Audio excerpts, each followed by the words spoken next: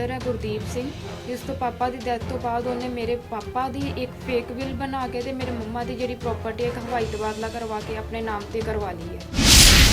ਮੇਰੇ ਮੰਮਾ ਦੀ ਇੱਕ ਪ੍ਰਾਪਰਟੀ ਜਿਹੜੀ ਉਹਨੂੰ ਹਵਾਈ ਤਬਾਦਲਾ ਕੀਤਾ, ਉਹ ਵੀ ਬੇਦਖਲ ਹੋਣ ਤੋਂ ਬਾਅਦ ਸਾਡੇ ਉੱਪਰ ਪ੍ਰੈਸ਼ਰ ਬਣਾਉਣ ਵਾਸਤੇ ਉਹਨੇ ਇੱਕ ਸਾਡੇ ਤੇ ਮੇਰੇ ਤੇ ਸਿਰਫ ਮੇਰੇ ਮੰਮਾ ਦੇ ਉੱਪਰ ਇੱਕ ਡੋਰੀ ਦਾ ਕੇਸ ਰਜਿਸਟਰ ਕਰਵਾਇਆ, ਕੇਸ ਕੀਤਾ ਗਿਆ, ਉਹ ਵੀ ਜੰਡਿਆਲਾ ਗੁਰੂ ਵਿੱਚ, ਜਦ ਕਿ ਮੈਂ ਤੇ ਮੇਰੇ ਮੰਮਾ ਅੰਮ੍ਰਿਤਸਰ ਵਿੱਚ ਦੇ ਰਹਿਣ ਵਾਲੇ ਆ ਤੇ ਜਿਹੜੇ ਮੇਰੀ ਭਾਬੀ ਹੈ ਉਹ ਮੁਹਾਲੀ ਦਾ ਉਹਨਾਂ ਦਾ ਉਸ ਟਾਈਮ ਦਾ ਐਡਰੈਸ ਸੀ। ਤੇ ਜੰਡਿਆਲਾ ਕੇਸ ਵਿੱਚ ਕੋਈ ਕੇਸ ਨਹੀਂ ਬਣਦਾ ਸੀ, ਸਿਰਫ ਡੈਨੀ ਐਮਐਲਏ ਦੀ ਅਪਰੋਚ ਕਰਕੇ ਉਹਨਾਂ ਨੇ ਉੱਥੋਂ ਦੀ ਕੇਸ ਰਜਿਸਟਰ ਕਰਵਾਇਆ ਕਿ ਸਾਡੇ ਉੱਪਰ ਪ੍ਰੈਸ਼ਰ ਬਣੇ। ਐਫਆਈਆਰ ਨੂੰ ਹੋਏ 11 ਦਿਨ ਹੋ ਗਏ ਨੇ, 15/6 ਦੀ ਐਫਆਈਆਰ ਹੋਈ ਹੈ, ਅੱਜ 11 ਦਿਨ ਹੋ ਗਏ ਨੇ। ਮਹਿਤੇ ਦੀ ਪੁਲਿਸ ਕੋਲ ਹੁਣ ਕੇਸ ਗਿਆ ਵੈ, ਉਹ ਅੱਗੇ ਦੀ ਕਾਰਵਾਈ ਕੁਛ ਨਹੀਂ ਕਰ ਰਹੀ ਹੈ, ਮੁਜਰਮ ਨੂੰ ਕੋਈ ਗ੍ਰਿਫਤਾਰ ਨਹੀਂ ਕਰ ਰਹੀ। ਮੈਂ ਉੱਥੋਂ ਦੇ ਜਿਹੜੇ ਇੰਚਾਰਜ ਨੇ ਜਿਹੜੇ ਉਹਨਾਂ ਨੂੰ ਕਾਲ ਕੀਤੀ ਕਿ ਤੁਸੀਂ ਗ੍ਰਿਫਤਾਰ ਨਹੀਂ ਕਰ ਰਹੇ, ਉਹ ਖੁੱਲ੍ਹੇਆਮ ਘੁੰਮ ਰਹੇ ਨੇ। ਉਹ ਅੱਗੋਂ ਸਾਨੂੰ ਕਹਿ ਰਹੇ ਨੇ ਕਿ ਤੁਸੀਂ ਸਾਨੂੰ ਦੱਸ ਦਿਓ ਕਿੱਥੇ ਨੇ ਤੇ ਆਪਾਂ ਉੱਥੇ ਜਾ ਕੇ ਉਹਨਾਂ ਨੂੰ ਪਕੜ ਲੈਂਦੇ ਆ। ਉਹ ਕਹਿ ਰਹੇ ਨੇ ਉੱਥੋਂ ਮੇਰੇ ਬ੍ਰਦਰ ਨੂੰ ਧਮਕੀਆਂ ਮਿਲ ਰਹੀਆਂ ਨੇ ਕਿ ਮੇਰੇ ਵੱਲੋਂ ਸਾਨੂੰ ਕਿ ਤੁਸੀਂ ਸਾਡਾ ਕੁਝ ਨਹੀਂ ਕਰ ਸਕਦੇ, ਕਿ ਡੈਨੀ ਐਮਐਲਏ ਦੀ ਅਪਰੋਚ ਹੈਗੀ ਆ। ਬੰਦਾ ਕੋਈ ਘਰ ਆਇਆ ਸੀ, ਸਾਡੇ ਘਰ ਆ ਕੇ ਗੇਟ ਤੇ ਆ ਕੇ ਆਪਾਂ ਗੇਟ ਤੱਕ ਗਏ, ਧਮਕੀ ਦਿੱਤੀ ਹੈ ਕਿ ਤੁਸੀਂ ਆਪਣਾ ਕੇਸ ਵਾਪਸ ਲੈ ਲਓ, ਨਹੀਂ ਤਾਂ ਤੁਹਾਨੂੰ ਕਿੰਨਾ ਮਾਰ ਦਿੱਤਾ ਜਾਏਗਾ, ਤੁਹਾਡੇ ਉੱਪਰ ਤੇਰੇ ਉੱਪਰ ਡਰੱਗਸ ਦੇ ਕੇਸ ਲਗਾ ਦਿੱਤੇ ਜਾਣਗੇ, ਡੈਨੀ ਐਮਐਲਏ ਤੁਹਾਨੂੰ ਬਚਣ ਨਹੀਂ ਦੇਗਾ। ਮੈਂ ਹਰਪ੍ਰੀਤ ਕੌਰ, ਇਹ ਮੇਰੇ ਮਦਰ ਨੇ ਪਰਮਜੀਤ ਕੌਰ। ਅਸੀਂ ਨਿਊ ਗੋਲਡਨ ਐਵਨਿਊ ਅੰਮ੍ਰਿਤਸਰ ਦੇ ਰਹਿਣ ਵਾਲੇ ਆ ਤੇ ਮੇਰੇ ਪਾਪਾ ਦੀ ਜਿਹੜੀ ਡੈਥ ਆ 2008 ਵਿੱਚ ਹੋ ਗਈ ਹੋਈ ਹੈ। ਮੇਰਾ ਇੱਕ ਬ੍ਰਦਰ ਹੈ ਗੁਰਦੀਪ ਸਿੰਘ, ਜਿਸ ਤੋਂ ਪਾਪਾ ਦੀ ਡੈਥ ਤੋਂ ਬਾਅਦ ਉਹਨੇ ਮੇਰੇ ਪਾਪਾ ਦੀ ਇੱਕ ਫੇਕ ਵਿਲ ਬਣਾ ਕੇ ਤੇ ਮੇਰੇ ਮੰਮਾ ਦੀ ਜਿਹੜੀ ਪ੍ਰਾਪਰਟੀ ਇੱਕ ਹਵਾਈ ਤਬਾਦਲਾ ਕਰਵਾ ਕੇ ਆਪਣੇ ਨਾਮ ਤੇ ਕਰਵਾ ਲਈ ਹੈ। ਤੇ ਉਸ ਦੇ ਰਿਗਾਰਡਿੰਗ ਮੇਰੇ ਮਦਰ ਨੇ ਉਹਨੂੰ ਪਹਿਲਾਂ ਤੇ 2019 ਵਿੱਚ ਬੇਦਖਲ ਕੀਤਾ ਸੀ ਆਪਣੀ ਸਾਰੀ ਪ੍ਰਾਪਰਟੀ ਚੋਂ। ਤੇ ਉਸ ਤੋਂ ਬਾਅਦ ਉਹਨੇ ਸਾਡੇ ਤੇ ਮੇਰੇ ਮੰਮਾ ਦੀ ਇੱਕ ਪ੍ਰਾਪਰਟੀ ਜਿਹੜੀ ਉਹਨੂੰ ਹਵਾਈ ਤਬਾਦਲਾ ਕੀਤਾ, ਉਹ ਵੀ ਬੇਦਖਲ ਹੋਣ ਤੋਂ ਬਾਅਦ ਆਪਣੇ ਨਾਮ ਤੇ ਕਰਵਾਈ ਹੈ। ਇੱਕ ਸਾਡੇ ਉੱਪਰ ਪ੍ਰੈਸ਼ਰ ਬਣਾਉਣ ਵਾਸਤੇ ਉਹਨੇ ਇੱਕ ਸਾਡੇ ਤੇ ਮੇਰੇ ਤੇ ਸਿਰਫ ਮੇਰੇ ਮੰਮਾ ਦੇ ਉੱਪਰ ਇੱਕ ਡੋਰੀ ਦਾ ਕੇਸ ਰਜਿਸਟਰ ਕਰਵਾਇਆ, ਕੇਸ ਕੀਤਾ ਗਿਆ, ਉਹ ਵੀ ਜੰਡਿਆਲਾ ਗੁਰੂ ਵਿੱਚ, ਜਦ ਕਿ ਮੈਂ ਤੇ ਮੇਰੇ ਮੰਮਾ ਅੰਮ੍ਰਿਤਸਰ ਵਿੱਚ ਦੇ ਰਹਿਣ ਵਾਲੇ ਆ ਤੇ ਜਿਹੜੇ ਮੇਰੀ ਭਾਬੀ ਹੈ ਉਹ ਮੁਹਾਲੀ ਦਾ ਉਹਨਾਂ ਦਾ ਉਸ ਟਾਈਮ ਦਾ ਐਡਰੈਸ ਸੀ। ਤੇ ਜੰਡਿਆਲਾ ਕੇਸ ਵਿੱਚ ਕੋਈ ਕੇਸ ਨਹੀਂ ਬਣਦਾ ਸੀ, ਸਿਰਫ ਡੈਨੀ ਐਮਐਲਏ ਦੀ ਅਪਰੋਚ ਕਰਕੇ ਉਹਨਾਂ ਨੇ ਉੱਥੋਂ ਦੀ ਕੇਸ ਰਜਿਸਟਰ ਕਰਵਾਇਆ ਕਿ ਸਾਡੇ ਉੱਪਰ ਪ੍ਰੈਸ਼ਰ ਬਣੇ ਤੇ ਆਪਾਂ ਆਪਣੇ ਬਾਕੀ ਕੇਸ ਵਾਪਸ ਲੈ ਲਈਏ, ਜੋ ਵੀ ਆਪਾਂ ਉਹਦੇ ਗੁਰਦੀਪ ਸਿੰਘ ਦੇ ਅਗੇਂਸਟ ਕੀਤੇ ਨੇ, ਤੇ ਉਹ ਪ੍ਰਾਪਰਟੀ ਜਿਹੜੀ ਹੈ ਮੰਮਾ ਕੋਲੋਂ ਆਪਣੇ ਨਾਮ ਤੇ ਕਰਵਾ ਸਕੇ ਤੇ ਆਪਾਂ ਉਹਨਾਂ ਨੂੰ ਕਿਨਾ ਫ੍ਰੀ ਹੋ ਜਾਣਗੇ, ਉਹਨਾਂ ਨੇ ਜੋ ਵੀ ਕੀਤਾ ਉਹਨਾਂ ਨੂੰ ਕੋਈ ਸਜ਼ਾ ਨਾ ਮਿਲ ਸਕੇ। ਤੇ ਇਹ ਹੁਣ ਐਫਆਈ ਸਾਡੀ ਜਿਹੜੀ ਦੋ ਆਪਾਂ ਕੇਸ ਲਗਾਏ ਸੀ ਗੁਰਦੀਪ ਸਿੰਘ ਦੇ ਅਗੇਂਸਟ, ਇੱਕ ਮੇਰੇ ਪਾਪਾ ਦੀ ਫੇਕ ਵਿਲ ਜਿਹੜੀ ਬਣਾਈ ਹੈ ਗੁਰਦੀਪ ਸਿੰਘ ਨੇ, ਇੱਕ ਮੇਰੇ ਮੰਮਾ ਦਾ ਜਿਹੜਾ ਉਹਨੇ ਹਵਾਈ ਤਬਾਦਲਾ ਕਰਵਾਇਆ ਸੀ ਉਹਦੇ ਅਗੇਂਸਟ। ਇੱਕ ਐਫਆਈਆਰ ਜਿਹੜੀ ਹੈ DSP Ravinder Singh crimes against property ਦੇ ਨੇ, ਜਿਹੜੇ ਦਰਬੁਰਜੀ ਪੁਲਿਸ ਲਾਈਨ ਵਿੱਚ ਬੈਠਦੇ ਨੇ, ਉਹਨਾਂ ਨੇ ਐਫਆਈਆਰ ਜਿਹੜੀ ਹੈ ਰਜਿਸਟਰ ਕਰ ਦਿੱਤੀ ਹੈ, ਫਾਈਲ ਹੋ ਚੁੱਕੀ ਹੋਈ ਹੈ ਗੁਰਦੀਪ ਸਿੰਘ ਦੇ ਅਗੇਂਸਟ, ਜਿਹਦੀ ਐਫਐਸਐਲ ਮੁਹਾਲੀ ਤੋਂ ਸਾਈਨ ਟੈਸਟ ਹੋ ਕੇ ਬਕਾਇਦਾ ਉਸ ਤੋਂ ਬਾਅਦ ਉਹ ਸਾਈਨ ਕਿੰਨਾ ਜਿਹੜੀ ਹੈ ਐਫਆਈਆਰ ਕੀਤੀ ਗਈ ਹੈ। ਉਸ ਤੋਂ ਬਾਅਦ ਐਫਆਈਆਰ ਨੂੰ ਹੋਏ 11 ਦਿਨ ਹੋ ਗਏ ਨੇ, 15/6 ਦੀ ਐਫਆਈਆਰ ਹੋਈ ਹੈ, ਅੱਜ 11 ਦਿਨ ਹੋ ਗਏ ਨੇ। ਮਹਿਤੇ ਦੀ ਪੁਲਿਸ ਕੋਲ ਹੁਣ ਕੇਸ ਗਿਆ ਵੈ, ਉਹ ਅੱਗੇ ਦੀ ਕਾਰਵਾਈ ਕੁਛ ਨਹੀਂ ਕਰ ਰਹੀ ਹੈ, ਮੁਜਰਮ ਨੂੰ ਕੋਈ ਗ੍ਰਿਫਤਾਰ ਨਹੀਂ ਕਰ ਰਹੀ। ਮੈਂ ਉੱਥੋਂ ਦੇ ਜਿਹੜੇ ਇੰਚਾਰਜ ਨੇ ਜਿਹੜੇ ਉਹਨਾਂ ਨੂੰ ਕਾਲ ਕੀਤੀ ਕਿ ਤੁਸੀਂ ਗ੍ਰਿਫਤਾਰ ਨਹੀਂ ਕਰ ਰਹੇ, ਉਹ ਖੁੱਲ੍ਹੇਆਮ ਘੁੰਮ ਰਹੇ ਨੇ। ਉਹ ਅੱਗੋਂ ਸਾਨੂੰ ਕਹਿ ਰਹੇ ਨੇ ਕਿ ਤੁਸੀਂ ਸਾਨੂੰ ਦੱਸ ਦਿਓ ਕਿੱਥੇ ਨੇ ਤੇ ਆਪਾਂ ਉੱਥੇ ਜਾ ਕੇ ਉਹਨਾਂ ਨੂੰ ਪਕੜ ਲੈਂਦੇ ਆ। ਉਹ ਕਹਿ ਰਹੇ ਨੇ ਉੱਥੋਂ ਮੇਰੇ ਬ੍ਰਦਰ ਨੂੰ ਧਮਕੀਆਂ ਮਿਲ ਰਹੀਆਂ ਨੇ ਕਿ ਮੇਰੇ ਵੱਲੋਂ ਸਾਨੂੰ ਕਿ ਤੁਸੀਂ ਸਾਡਾ ਕੁਝ ਨਹੀਂ ਕਰ ਸਕਦੇ, ਕਿ ਡੈਨੀ ਐਮਐਲਏ ਦੀ ਅਪਰੋਚ ਹੈਗੀ ਹੈ। ਬ੍ਰਦਰ ਸਾਨੂੰ ਕਿਸੇ ਨੂੰ ਇੱਕ ਬੰਦਾ ਕੋਈ ਘਰ ਆਇਆ ਸੀ, ਸਾਡੇ ਘਰ ਆ ਕੇ ਗੇਟ ਤੇ ਆ ਕੇ ਆਪਾਂ ਗੇਟ ਤੱਕ ਗਏ, ਧਮਕੀ ਦਿੱਤੀ ਹੈ ਕਿ ਤੁਸੀਂ ਆਪਣਾ ਕੇਸ ਵਾਪਸ ਲੈ ਲਓ, ਨਹੀਂ ਤਾਂ ਤੁਹਾਨੂੰ ਕਿੰਨਾ ਮਾਰ ਦਿੱਤਾ ਜਾਏਗਾ, ਤੁਹਾਡੇ ਉੱਪਰ ਤੇਰੇ ਉੱਪਰ ਡਰੱਗਸ ਦੇ ਕੇਸ ਲਗਾ ਦਿੱਤੇ ਜਾਣਗੇ, ਡੈਨੀ ਐਮਐਲਏ ਤੁਹਾਨੂੰ ਬਚਣ ਨਹੀਂ ਦੇਗਾ। ਉਹ ਨਾਲ ਹੀ ਕਹਿ ਕੇ ਨਿਕਲ ਗਿਆ ਤੇ ਜਦੋਂ ਆਪਾਂ ਉਹਨਾਂ ਦਾ ਫੇਸ ਵੀ ਨਹੀਂ ਦੇਖ ਪਾਏ, ਉਹ ਗੇਟ ਤੱਕ ਪਹੁੰਚੇ ਆਪਾਂ ਤੇ ਉਹ ਨਿਕਲ ਕੇ ਇੰਨਾ ਬੋਲ ਕੇ ਤੇ ਉੱਥੋਂ ਹੀ ਨਿਕਲ ਗਏ ਨੇ। ਐਕਚੁਅਲੀ 9 ਮਰਲੇ ਦੀ ਜਗ੍ਹਾ ਸੀ ਮੇਰੇ ਪਾਪਾ ਦੀ ਮਹਿਤਾ ਚੌਂਕ ਵਿੱਚ। 9 ਮਰਲੇ ਦੀ 4.5 ਮਰਲੇ ਮੇਰੇ ਪਾਪਾ ਦੇ ਨਾਮ ਤੇ ਸੀ, 4.5 ਮਰਲੇ ਮੇਰੇ ਮੰਮਾ ਦੇ ਨਾਮ ਤੇ ਸੀ। ਪਹਿਲਾਂ ਮੇਰੇ ਬ੍ਰਦਰ ਨੇ ਇੱਕ 4.5 ਮਰਲੇ ਦੀ ਫੇਕ ਵਿਲ ਤਿਆਰ ਕੀਤੀ ਪਾਪਾ ਵੱਲੋਂ ਕਿ ਉਹ ਮੇਰੇ ਨਾਮ ਤੇ ਪ੍ਰਾਪਰਟੀ ਕਰਕੇ ਗਏ ਨੇ। ਫੇਕ ਵਿਲ ਵਿੱਚ ਇਹ ਵੀ ਮੈਂਸ਼ਨ ਕੀਤਾ ਗਿਆ ਵੈ ਕਿ ਪਾਪਾ ਨੇ ਘਰ ਤੇ ਇੱਕ ਹੋਰ ਪਾਪਾ ਦੀ ਜਿਹੜੀ ਪ੍ਰਾਪਰਟੀ ਹੈ ਉਹ ਵੀ ਉਹਨਾਂ ਦੇ ਨਾਮ ਤੇ ਕਰ ਦਿੱਤੀ ਹੈ, ਬ੍ਰਦਰ ਦੇ ਨਾਮ ਤੇ, ਕਿ ਉਹਦੇ ਵਿੱਚ ਸਹਿਮਤੀ ਵੀ ਜਤਾਈ ਹੈ ਕਿ ਮੇਰੀ ਮਦਰ ਵੀ, ਮੇਰੀ ਵਾਈਫ ਤੇ ਮੇਰੀ ਬੇਟੀ ਵੀ ਇਸ ਗੱਲ ਤੋਂ ਸਹਿਮਤ ਹੈ।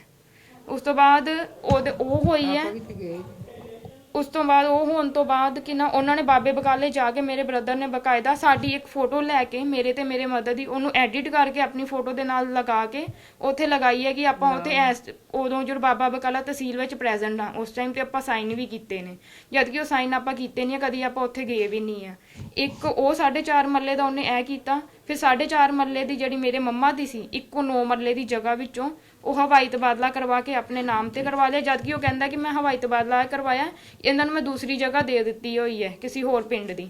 ਸਾਨੂੰ ਉਹ ਵੀ ਨਹੀਂ ਪਤਾ ਉਹ ਜਗ੍ਹਾ ਹੈ ਨਹੀਂ ਹੈ, ਕਿੱਥੇ ਹੈ, ਉਹਦਾ ਉਸ ਟਾਈਮ ਦਾ ਅਮਾਊਂਟ ਕੀ ਹੈ, ਉਹ ਕਿੰਨੇ ਦੀ ਹੈ ਕਿੰਨੇ ਦੀ ਨਹੀਂ ਹੈ, ਸਾਨੂੰ ਉਸ ਬਾਰੇ ਕੁਝ ਵੀ ਨਹੀਂ ਪਤਾ।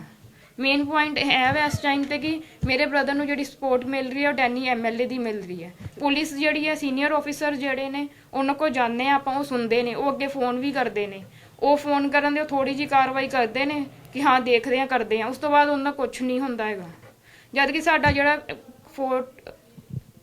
ਡੋਰੀ ਕੇਸ ਜਿਹੜਾ ਸਾਡੇ ਉੱਪਰ ਹੋਇਆ ਸੀ ਉਹ ਕਿੰਨਾ SP ਮੈਮ ਅਮਨਦੀਪ ਕੌਰ ਵੱਲੋਂ ਕੈਂਸਲ ਕਰ ਦਿੱਤਾ ਗਿਆ ਸੀ ਵਿਦਿਨ 3 ਮੰਥ।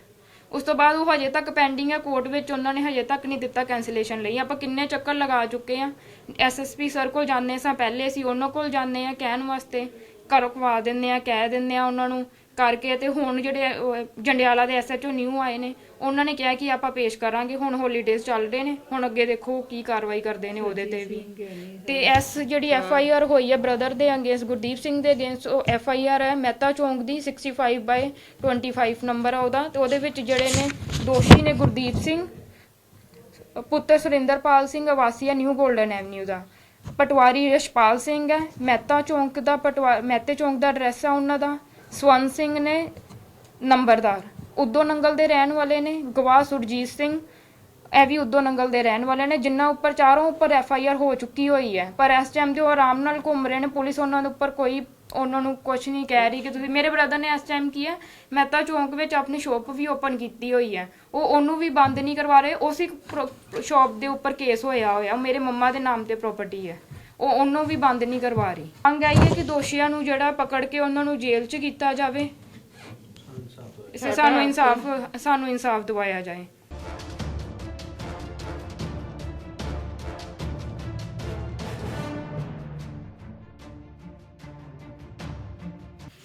FIR ਲੌਂਚ ਹੋਣ ਤੋਂ ਬਾਅਦ ਪੁਲਿਸ ਦਾ ਫਰਜ਼ ਇਹੀ ਬਣਦਾ ਹੈ ਕਿ ਉਹ ਦੋਸ਼ੀਆਂ ਨੂੰ ਐਜ਼ ਸੂਨ ਐਜ਼ ਪੋਸੀਬਲ ਅਰੈਸਟ ਕਰਕੇ ਅਧਿਮਾਨਯੋਗ ਅਦਾਲਤ ਅੱਗੇ ਪੇਸ਼ ਕੀਤਾ ਜਾਵੇ।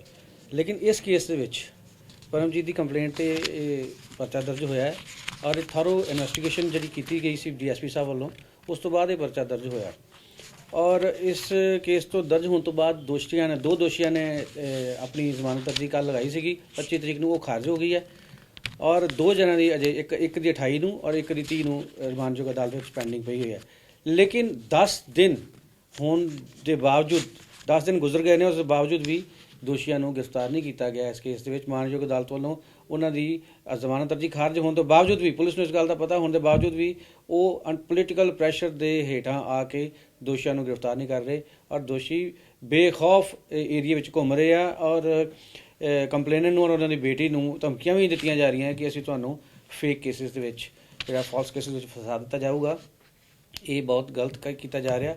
ਇਹ ਮੇਰੀ ਮਾਨਯੋਗ ਕਮਿਸ਼ਨਰ ਸਾਹਿਬ ਤੋਂ ਵੀ, SSP ਸਾਹਿਬ ਜਿਹੜੇ ਰੂਰਲ ਆਪਣਾ ਅੰਮ੍ਰਿਤਸਰ ਦੇ SSP ਸਾਹਿਬ ਨੇ, ਉਹਨਾਂ ਤੋਂ ਮੇਰੀ ਮੰਗ ਹੈ ਕਿ ਇਹਨਾਂ ਨੂੰ ਹਦਾਇਤ ਦਿੱਤੀ ਜਾਵੇ ਮਹਿਤਾ ਥਾਣੇ ਦੇ SHO ਸਾਹਿਬ ਨੂੰ ਕਿ ਇਹਨਾਂ ਨੂੰ ਐਜ਼ ਸੂਨ ਐਜ਼ ਪੋਸੀਬਲ ਦੋਸ਼ੀਆਂ ਨੂੰ ਗ੍ਰਿਫਤਾਰ ਕੀਤਾ ਜਾਵੇ, ਸੋ ਦੈਟ ਕਿ ਕੰਪਲੇਨੈਂਟ ਨੂੰ ਨਿਆਂ ਦਿੱਤਾ ਜਾਵੇ ਇਸ ਕੇਸ ਦੇ ਵਿੱਚ। ਬਿਲਕੁਲ, ਜੇ ਇਹ 90 ਦਿਨਾਂ ਦੇ ਵਿੱਚ ਉਹਨਾਂ ਨੂੰ ਚਲਾਨ ਨਹੀਂ ਪੇਸ਼ ਕੀਤਾ ਜਾਂਦਾ ਕੋਰਟ ਵਿੱਚ ਤੇ ਉਹ 167 ਦੇ ਤਹਿਤ ਉਹਨਾਂ ਨੂੰ ਬੇਲ ਆਟੋਮੈਟਿਕਲੀ ਮਿਲ ਜਾਏਗੀ। ਬਿਲਕੁਲ, ਪੁਲਿਸ ਤੇ ਬਾਇਸਡ ਹੈ ਹੀ ਇਸ ਕੇਸ ਦੇ ਵਿੱਚ, ਪੁਲਿਸ ਤਾਂ ਬਾਇਸਡ ਹੈ, ਪਰ ਉਹ ਇਸ ਤੇ 167 ਦੀ ਤਾਂ ਹੋ ਸਕਦੀ ਹੈ ਜੇ ਉਹ ਦੋਸ਼ੀ ਗ੍ਰਿਫਤਾਰ ਹੋਇਆ ਹੋਵੇ ਤਾਂ। ਲੇਕਿਨ ਇਸ ਕੇਸ ਵਿੱਚ ਦੋਸ਼ੀ ਨੂੰ ਗ੍ਰਿਫਤਾਰ ਹੀ ਨਹੀਂ ਕੀਤਾ ਜਾ ਰਿਹਾ, ਉਹਨੂੰ ਐਂਟੀਸਪੇਟਰੀ ਬੇਲ ਵਾਸਤੇ ਹੀ ਇਹਨਾਂ ਨੂੰ ਪ੍ਰੈਸ਼ਰਾਈਜ਼ ਕੀਤਾ ਜਾ ਰਿਹਾ ਕਿ ਤੁਸੀਂ ਉਹਨਾਂ ਨਾਲ ਫੈਸਲਾ ਕਰ ਲਓ। ਇਹਨਾਂ ਨੂੰ ਪ੍ਰੈਸ਼ਰਾਈਜ਼ ਕੀਤਾ ਜਾ ਰਿਹਾ ਹੈ। ਇਹ ਸਾਰਾ ਹੀ ਮੈਟਰ ਜਿਹੜਾ ਮਾਮਲਾ ਇਹ ਹੋਇਆ ਹੈ, ਇਹ ਜਿਹੜੀ ਵੀ ਇਹ ਧਾਂਦਲੇਬਾਜ਼ੀ ਹੋਈ ਹੈ ਜਾਂ ਕਪਲੇਬਾਜ਼ੀ ਹੋਈ ਹੈ, ਕਾਗਜ਼ੀ ਕਾਰਵਾਈ ਹੋਈ ਹੈ, ਇਹ ਸਾਰੀ ਪੋਲੀਟੀਕਲ ਇੰਟਰਫੇਰੈਂਸ ਕਰਕੇ ਹੀ ਹੋਈ ਹੈ। ਇਹ ਸਾਰਾ ਕੁਝ ਕਲੀਅਰ ਹੋ ਚੁੱਕਾ ਹੁਣ ਕਿ ਇਹ ਸਾਰਾ ਹੀ, ਕਿਉਂਕਿ ਜੇ ਮਾਲ ਵਿਭਾਗ ਦੇ ਕਰਮਚਾਰੀਆਂ ਨੇ ਇਹ ਕੰਮ ਗਲਤ ਕੀਤਾ ਤੇ ਉਹ ਵੀ ਇਹਨਾਂ ਦੀ ਸ਼ਹਿਰ ਹੀ ਕੀਤਾ। ਹੁਣ ਜੇ ਪੁਲਿਸ ਕਾਰਵਾਈ ਨਹੀਂ ਕਰ ਰਹੀ ਤੇ ਉਹ ਵੀ ਪੋਲੀਟੀਕਲ ਪ੍ਰੈਸ਼ਰ ਦੇ ਤਹਿਤ ਹੀ ਕਾਰਵਾਈ ਨਹੀਂ ਕਰ ਰਹੀ। ਸੋ ਇਹ ਸਾਰਾ ਹੀ, ਇਹ 2 ਮਾਂ ਬੇਟੀਆਂ ਨੇ, ਇਹਨਾਂ ਨਾਲ ਜਿੰਨਾ ਕੁ ਅਨਿਆਏ ਹੋ ਰਿਹਾ ਉਹ ਸਾਹਮਣੇ ਨਜ਼ਰ ਆ ਹੀ ਰਿਹਾ। ਸੋ ਸੋ ਮੇਰੀ ਇਹ ਮੁੱਖ ਮੰਤਰੀ ਸਾਹਿਬ ਤੋਂ ਵੀ ਇੱਕ ਅਪੀਲ ਹੈ ਕਿ ਤੁਹਾਡੇ ਰਾਹੀਂ ਮੈਂ ਅਪੀਲ ਕਰਦਾ ਕਿ ਇਹਨਾਂ ਨੂੰ ਇਨਸਾਫ ਦਿਵਾਇਆ ਜਾਵੇ ਔਰ ਐਸ ਸੂਨ ਐਸ ਪੋਸੀਬਲ ਇਹਨਾਂ ਦੇ ਕਾਰਵਾਈ ਕਰਵਾਈ ਜਾਵੇ ਇਹਨਾਂ ਦੀ ਕੰਪਲੇਂਟ ਤੇ। ਅਸੀਂ ਨੈਚੁਰਲੀ ਹਾਇਰ ਅਫੀਸ਼ੀਅਲਸ ਕੋ ਜਾ ਕੇ ਆਪਣੀ ਕੰਪਲੇਂਟ ਦੇਵਾਂਗੇ ਕਿ ਇਹ ਇਹਨਾਂ ਨੂੰ ਗ੍ਰਿਫਤਾਰ ਕੀਤਾ ਜਾਵੇ। ਇਹ ਤਾਂ ਸਾਡੀ ਦਰਖਾਸਤ ਹੈ ਕਿ ਹਾਇਰ ਅਫੀਸ਼ੀਅਲਸ ਨੂੰ ਦੇ ਸਕਦੇ ਹਾਂ। ਜੇ ਐਸਐਚਓ ਜਾਂ ਥਾਣੇ ਦੇ ਲੈਵਲ ਤੇ ਇਹਨਾਂ ਦੀ ਗ੍ਰਿਫਤਾਰੀ ਨਹੀਂ ਕੀਤੀ ਜਾਂਦੀ ਤਾਂ ਅਸੀਂ ਆਪਣੀ ਅਪੀਲ ਜਾਂ ਆਪਣੀ ਦਰਖਾਸਤ ਜਿਹੜੀ ਹੈ ਹਾਇਰ ਪੁਲਿਸ ਅਫੀਸ਼ੀਅਲਸ ਨੂੰ ਜ਼ਰੂਰ ਦੇਵਾਂਗੇ ਔਰ ਅਸੀਂ ਤਿਆਰੀ ਕਰ ਚੁੱਕੇ ਹਾਂ। ਮੰਡੇ ਨੂੰ ਸ਼ਾਇਦ ਅਸੀਂ ਇਹਦੇ ਵਿੱਚ ਐਸਐਸਪੀ ਸਾਹਿਬ ਨੂੰ ਦੁਬਾਰਾ ਮਿਲਾਂਗੇ ਇਸ ਮਾਮਲੇ ਦੇ ਵਿੱਚ ਕਿ ਦੋਸ਼ੀਆਂ ਦੀ ਗ੍ਰਿਫਤਾਰੀ ਜਾਣਬੁੱਝ ਕੇ ਨਹੀਂ ਕੀਤੀ ਜਾ ਰਹੀ, ਜੋ ਕਿ ਸਪਸ਼ਟ ਹੈ।